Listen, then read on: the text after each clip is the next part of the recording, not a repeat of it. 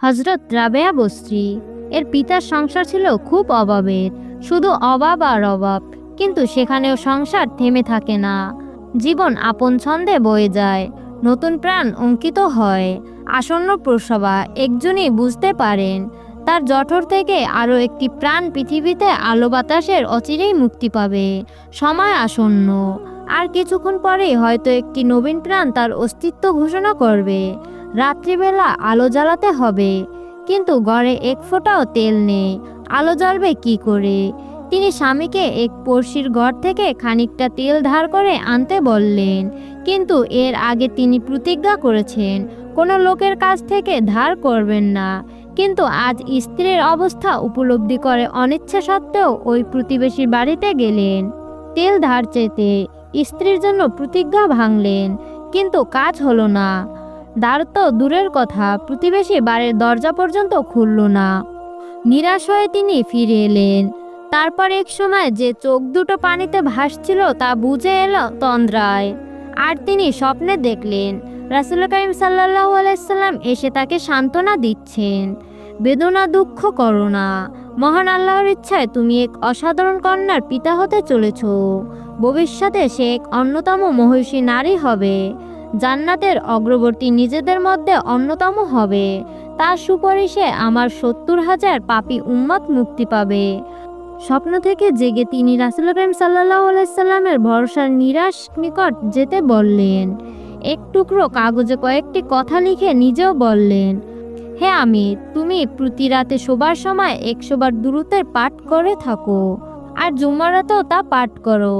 আর যেহেতু গত জুম্মায় পাঠ করনি, অতএব তার ক্ষতিপূরণ করো। ৪০০ দিরহাম দান করে দাও। ঘুম ভেঙে গেল এই আশ্চর্য স্বপ্ন দেখে। তিনি জেগে উঠলেন আর স্বপ্নের নির্দেশ মতো একখানি কাগজে রাসূল করিম সাল্লাল্লাহু আলাইহি সাল্লামের কথাগুলো লিখে নিলেন। পরদিন ভোরে একটি লোক মারফত সে বাণী লিপি পাঠিয়ে দিল বসার আমিরের কাছে। লিপি পড়ে বসরা আমির অবাক। মহানবী সাল্লাল্লাহু আলাইহি সাল্লামের মূল্যবান উপদেশের কৃতজ্ঞতা স্বরূপ তিনি ১০,০০০ দিরহাম দুঃখীদের দান করলেন। আর যার মাধ্যমে রাসূল করিম সাল্লাল্লাহু আলাইহি সাল্লামের মূল্যবান লাভ করেছেন তার জন্য ৪০০ দিরহাম আলাদা করে রাখলেন।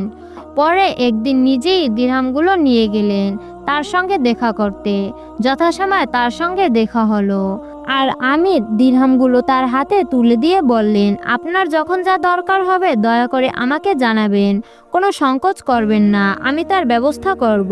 রাসূল করিম সাল্লাল্লাহু আলাইহি সাল্লামের স্বপ্ন প্রদত্ত বাণী বৃথা যায়নি। অভাবিত অতি দরিদ্র মানুষ সত্যি এক মহামানিত কন্যারত্ন লাভ করলেন।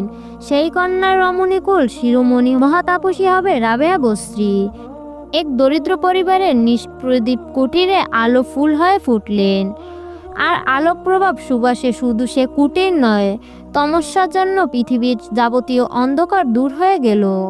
হয়তো রান ক্রমশ বড় হলেন, কিন্তু সাহসে তার পৃথিবী হঠাৎ শূন্য হয়ে গেল। প্রথমে চিরবিদায় নিলেন রত্নপ্রাশবিনা জননী, পরে পিতা, রয়ে গেল ৪টি অনাথ বোন। শুরু হলো অস্তিত্ব রক্ষার লড়াই। মা নেই, বাবা নেই, অথচ ক্ষুধা আছে, তৃষ্ণা আছে, আছে ৪ বোনের জীবন। বাড়িতে গিয়ে কাজ করতে লাগলো। জিয়ের কাজ কখনো খাওয়া জোটে, কখনো জোটে না। একবেলা আধাবেলা খেয়ে বা না খেয়ে তাদের দিন যায়, রাত যায়। তার উপর বর্ষায় দেখা দিল দুর্ভিক্ষ। কে কাকে খেতে দেয়, কে বা কাকে দেখে? বাবা মা তাদের আদরের সন্তানদেরও বেঁচে খেতে শুরু করে, তখন নিজের পেট বড় হয়ে দেখা দেয়, আর কারো কথা মনে আসে না। রাবেয়া বসরির ৩ বোন এ দুঃসময়ে কোথায় যেন হারিয়ে গেল, তাদের আর হদিস পাওয়া গেল না। এখন রাবেয়া বসরি একা বিশাল পৃথিবীতে, সম্পূর্ণ একা। অবশ্যই আরও একজন আছেন, তিনি অনন্ত করুণাময় আল্লাহ, মানুষের মহান প্রতিপালক। মানুষের জীবনে তিনি জেগে আছেন সর্বক্ষণ। নিঃসঙ্গ অবস্থায় কান্নাকাটি করে কিছুদিন কাটল। হযরত রাবেয়া বসরি রাদিয়াল্লাহু তাআলা আনহু পরে একদিন নাতনিকে বাড়ি থেকে তুলে নিয়ে গেল এক পাষাণ হৃদয়, আর তাকে বিক্রি করে দিল। ততদিন কঠোর হৃদয় এক গৃহস্থের কাছে বন্দী ছিল। এখন কৃতদাসী মনিবের বাড়িতে দিনরাত কাজ করেন। এতটুকু এদিক ওদিক হলে কপালে জোটে প্রহার আর নির্যাতন, নিষ্ঠুর গঞ্জনা। এক ফোঁটা কোথাও কোনো ভালোবাসা নেই, শুধু কাজ আর কাজ, আর পীড়ন যন্ত্রণা। কিন্তু সহ্যের সীমা আছে, আর পারেন না। একদিন মনিবের বাড়ি থেকে পালিয়ে গেলেন গোপনে। মুক্ত অবাধ মুক্তির নেশায় তিনি দৌড়তে শুরু করলেন, আর দৌড়তে গিয়ে আচমকা মুখ থুবড়ে পড়লেন মাটিতে, আর একখানা হাত সম্পূর্ণরূপে ভেঙে গেল। আল্লাহ তাকে কোনো পরীক্ষার মধ্যে দিয়ে নিয়ে গেলেন, হয়তো তখন তিনি তা বুঝলেন না। হাতের যন্ত্রণায় অস্থির হয়ে তিনি হাত উঠালেন। মহান প্রতিপালক এর দরবারে বললেন, আমি এক অসহায় দাসী, আমার একখানি হাত গেলে যাক, তার জন্য আমার কোনো দুঃখ নেই। কেবল আপনি আমার উপর প্রসন্ন থাকুন, তাহলে আমি খুশি হব। আপনি আমার উপর প্রসন্ন কিনা দয়া করে আমাকে জানান। তার এই আকুল প্রার্থনার উত্তর পাওয়া যায়, আকাশ থেকে উত্তর আসে, দুঃখ করো না, হতাশ হও না, দুঃখ কষ্টে ভেঙে পড়ো না। মনে রাখবে, রোজ কিয়ামতে এতে তোমার মর্যাদা হবে। তা দেখে ফেলে তারাও ঈশ্বর্ণ পোষণ করবে, সবাই তোমাকে মর্যাদা দেবে, অভিনন্দন জানাবে। আকাশবাণী হযরত রাবেয়া বসরির মনে অটল শান্তি এনে দেয়। এখন বড় স্বস্তি তার মনে। এই ভাঙা হাত নিয়ে তিনি আর কোথাও যাবেন না। তার মালিক তো খুব নিষ্ঠুর, তবুও তো মাথা গোঁজার ঠাঁই আছে।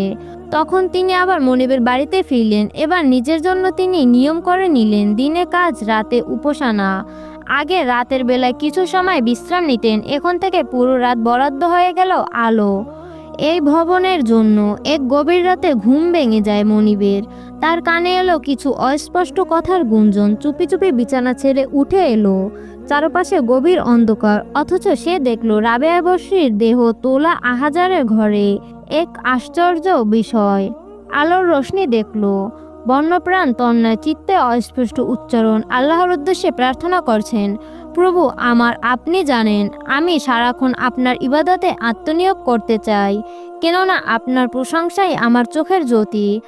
আমার যদি সুযোগ ও শক্তি থাকতো তাহলে আপনার বদল ছাড়া এক মুহূর্ত আমি অন্য কোনো কাজে নষ্ট করতাম না। কিন্তু কি করব প্রভু, আমি অপরাধী। না চাইলেও আমি আপনার ইবাদতে সব সময় উপস্থিত হতে পারি না। আপনার উপাসনায় আমার অনেক দেরি হয়ে যায়। দাসীর আকুল প্রার্থনায় মনিবের নিষ্ঠুর হৃদয় স্পর্শ করে। তার মনে হয় এ সাধারণ কোনো দাসীবান্দি নয়, আল্লাহর প্রকৃত সেবিকা। সে তাকে বন্দি অবস্থায় রেখে তার সেবা ও শ্রম গ্রহণ করা ঠিক নয়, বরং অশ্রুমতী বালিকার সেবা করা তার কর্তব্য। মনে মনে সে স্থির করে দাসীকে সে মুক্তি দেবে। ইচ্ছে হলে সেখানে থাকতে পারে অথবা অন্য কোথাও যেতে পারে। আল্লাহ তার হৃদয় পরিবর্তন ঘটালেন। পরদিন ভোরবেলা রাবেয়া বসরিকে তার মনিব তার সিদ্ধান্তের কথা জানিয়ে দিল। আল্লাহর প্রতি অসীম কৃতজ্ঞতা নুয়েই পড়লেন। তিনি এখন এক স্বাধীনতা রমণী, স্বাধীনভাবে আল্লাহর ধ্যানে মগ্ন হলেন। সারাদিন সারা রাত অত্যন্ত 1000 রাকাত নফল নামাজ আদায় শুরু করলেন। মাঝে মাঝে যেতে লাগলেন মহা তাপসায়।